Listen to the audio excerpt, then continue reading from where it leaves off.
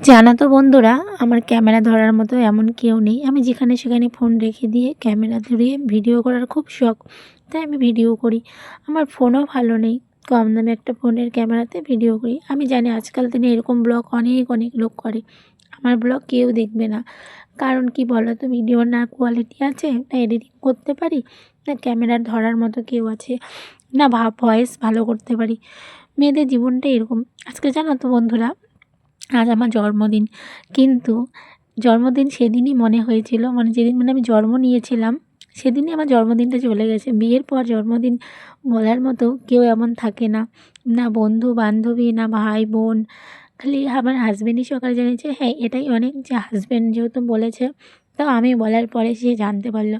তাহলে মেয়েদের জীবনে প্রত্যেকটা জিনিসই তারা কথা শোনায়। কোনো কিছু রান্না যদি খারাপ হয়, প্রতিদিন রান্না করে ভালো মন্দ খেতে দাও, তখন কিন্তু কোনো কথা হবে না।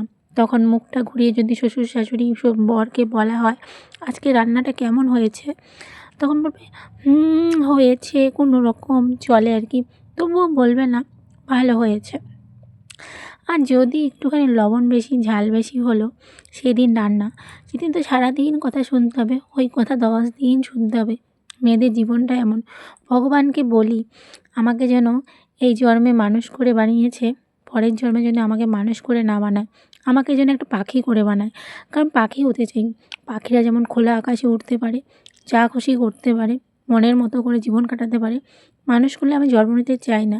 আমার ভিডিওটা যদি ভালো লাগে অবশ্যই লাইক করো।